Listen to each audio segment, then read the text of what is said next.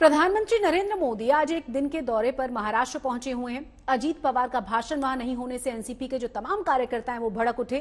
पुणे के देहू में एक कार्यक्रम में पीएम और नेता विपक्ष देवेंद्र फडणवीस के भाषण हुए, पर मंच पर बैठे हुए डेप्यूटी सीएम अजीत पवार का भाषण नहीं हो पाया। एनसीपी आरोप लगा रही है कि बीजेपी अपने फायदे के लिए सरकारी मशीनरी का दुरुपयोग कर रही है।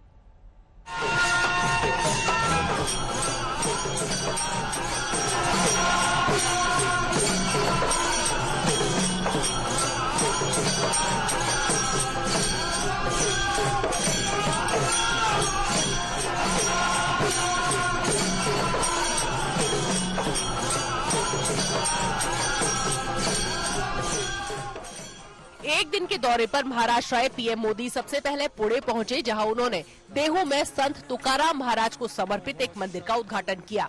माना जाता है कि संत तुकाराम ने ही महाराष्ट्र में भक्ति आंदोलन की नींव डाली थी। तुकाराम वारकरी संप्रदाय के संत और कवि थे। इसके बाद हुए कार्यक्रम में एक मंच पर पीएम मोदी के साथ महाराष्ट्र के डिप्टी सीएम अजित पवार और नेता विपक्ष देवेंद्र फडणवीस मौजूद थे।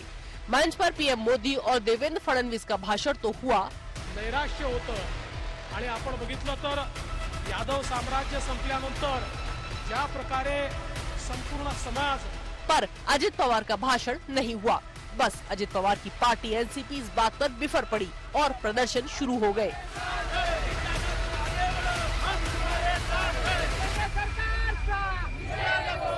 एनसीपी सांसद सुप्रिया सुले ने इसे महाराष्ट्र का अपमान बताया और कहा कि अजित पवार ने प्रोटोकॉल के तहत पीएम मोदी को एयरपोर्ट पर रिसीव किया था। प्रोटोकॉल के तहत पीएम कार्यालय से अजित पवार के भाषण की अनुमति मांगी गई थी, जो उन्हें नहीं दी गई। महाराष्ट्र के उप मुख्यमंत्री है, दादा पुणे डिस्ट्रिक्ट के मंत्री भी है और पालक मंत्री जो हमारे यहाँ कहते हैं महाराष्ट्र में वो है, और उसके बाद राष्ट्रवादी कांग्रेस के वरिष्ठ नेता भी है।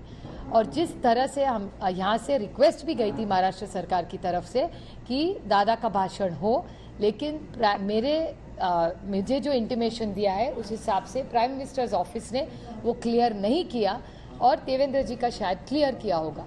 अभी देवेंद्र जी का रखना ना रखना वो प्रधानमंत्री के ऑफिस का हक बनता है, लेकिन जिस तरह हमारे उप मुख्यमंत्री, हमारे वरिष्ठ नेता और हमारे गार्डियन मिनिस्टर का पुणे डिस्ट्रिक्ट के जो उनका भाषण जो काटा गया, वो मेरे ख्याल से महाराष्ट्र की और हमारे सब की बेइज्जती इन्होंने की है। नागपुर में भी इस मुद्दे को उठाते हुए एनसीपी कार्यकर्ताओं ने चक्का जाम किया और बसों को रोका। एनडीए सरकार में एनसीपी और शिवसेना की सहयोगी कांग्रेस को भी अजित पवार को भाषण की अनुमति नहीं देना खल गया। प्रोटोकॉल तो होता है, देश में संविधान का विस्तार और संविधान का पालन होना चाहिए, वो नहीं होता है।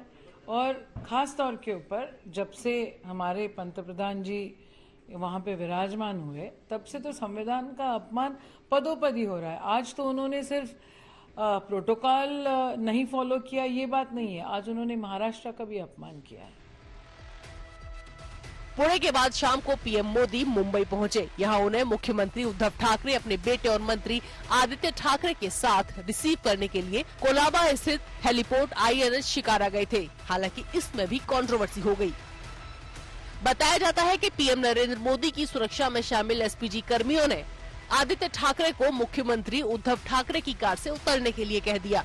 सूत्रों के मुताबिक एसपीजी ने बताया कि आईएनएस शिखर बेस पर पीएम मोदी की अगवानी करने वाले वीआईपी की सूची में आदित्य का नाम नहीं था। एसपीजी के इस रवैये से सीएम ठाकरे नाराज दिखे।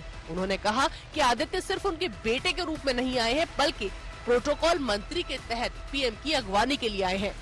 उद्धव ठाकरे की नाराजगी के बाद आदित्य ठाकरे को पीएम मोदी का स्वागत करने की अनुमति दी गई।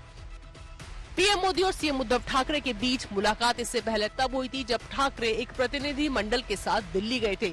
अप्रैल में जब पीएम मोदी मुंबई में पहला लता मंगेशकर अवार्ड लेने आए थे, तो उद्धव ठाकरे उस कार्यक्रम में मौजूद नहीं थे। इससे पहले मार्च में पीएम मोदी पुणे मेट्रो का उद्घाटन करने महाराष्ट्र आए थे, तब भी ठाकरे वहां नहीं पहुंचे थे। शिवसेना ने कहा था कि सर्जरी के बाद सीएम रिकवर कर रहे हैं।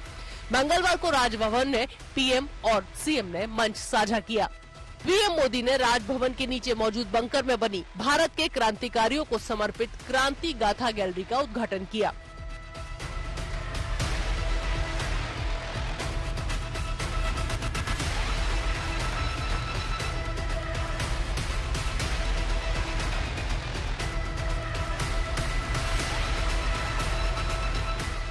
साथियों, जब हम भारत की आजादी की बात करते हैं तो जाने अनजाने उस कुछ घटनाओं तक सीमित कर देते हैं, जबकि भारत की आजादी में अनगिनत लोगों के तप और उनकी तपस्या शामिल रही है। स्थानीय स्तर पर हुई अनेक घटनाओं का सामूहिक प्रभाव राष्ट्रीय था। साधन अलग थे, लेकिन संकल्प एक था।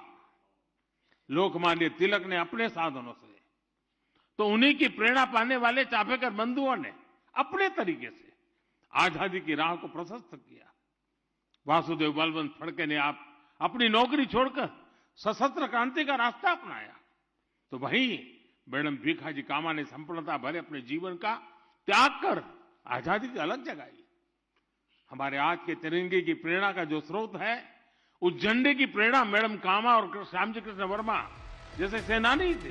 राजभवन के नीचे छिपा ये बंकर 2016 में मिला था। इसका इस्तेमाल अंग्रेज गोला बारूद रखने के लिए करते थे, लेकिन 7 दशकों तक इसके बारे में किसी को पता नहीं चला। इस गैलरी में अब वासुदेव बलवंत फड़के, चापेकर बंधुओं, सावरकर बंधुओं, मैडम भीखाजी कामा आदि के योगदान और 1946 में हुए नौसेना विद्रोह को दिखाया गया है।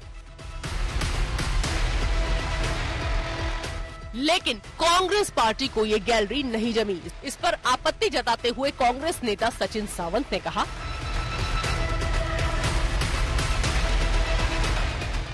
इस गैलरी में मुख्यधारा के स्वतंत्रता संग्राम को जगह नहीं दी गई है। इसमें स्वतंत्रता संग्राम को राइट विंग के चश्मे से दिखाया गया है।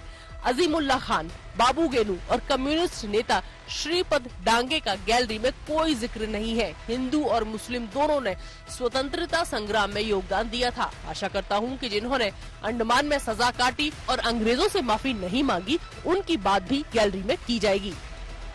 महाराष्ट्र के दौरे के आखिर में पीएम 200 साल पुराने गुजराती अखबार मुंबई समाचार के 200 साल पूरे होने के उपलक्ष्य में रखे कार्यक्रम में भी शामिल हुए। मुंबई से कमलेश सुतार, ऋतिक भालेकर और पुणे से पंकज खेलकर के साथ आज तक ब्यूरो।